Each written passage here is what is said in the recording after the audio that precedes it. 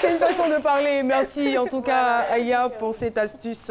Merci beaucoup. Et tout de suite, sans transition, nous allons recevoir notre invité surprise du jour. C'est pourquoi je vais vous demander de vous lever. Déjà pour commencer à l'accueillir avec des ovations. Monsieur Souleymane Rachid.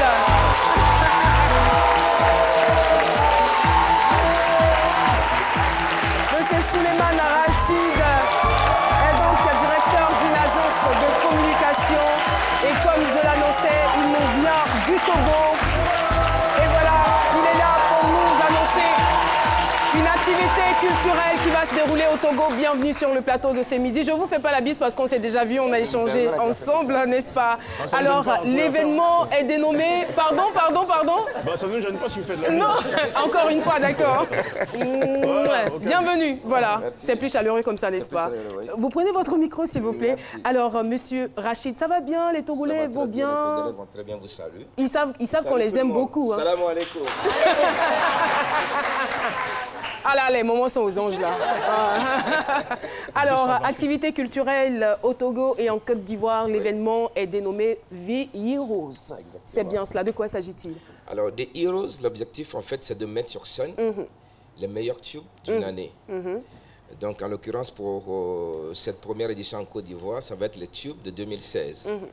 Donc, tous les tubes qui sont sortis en 2016, le public a été invité à en choisir 12 que nous allons mettre sur scène, avec deux DJ, un humoriste. Deux DJ, d'accord. Deux DJ, exactement, parce qu'il y aura deux DJ time de 10 minutes chacun, avec un humoriste.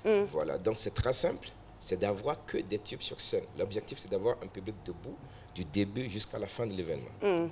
Expliquer comme ça, je ne sais pas si c'est vraiment facile de percevoir. Il y a déjà eu 2 éditions au niveau du Togo et cette fois-ci, on le fait en Côte d'Ivoire. Oui. Qu'est-ce que cela va véritablement apporter à la Côte d'Ivoire? En fait, c'est un événement qui est national. D'accord. Ça peut se faire dans tous les pays, parce que tous les pays peuvent célébrer leur tube, leur héros, en fait. C'est ça. Ça peut se faire dans tous les pays.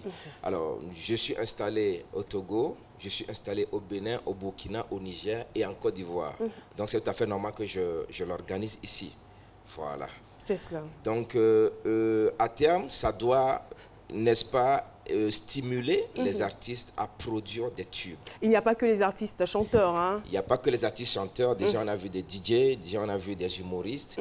Nous sommes dans le domaine culturel également. Nous sommes dans le domaine sportif et nous sommes dans le domaine social aussi. Voilà. D'accord. Et la date? La date, c'est le 4 mars au Palais de la Culture. Salle François Louga, Ernesto Didier. Et vous attendez tout le monde? On attend tout le monde. Je peux en profiter pour inviter déjà toute l'équipe de ce midi. Ah, c'est gentil. Non, je vous en prie. Ah, c'est gentil. Voilà, merci. Ça, c'est les invitations. Des Heroes 225. Voilà. Merci beaucoup. Voilà. Merci infiniment. Voilà. Je vous en prie. Et si les jeunes veulent également venir, ils peuvent avoir les tickets tout de suite. On peut inviter tout le monde aussi.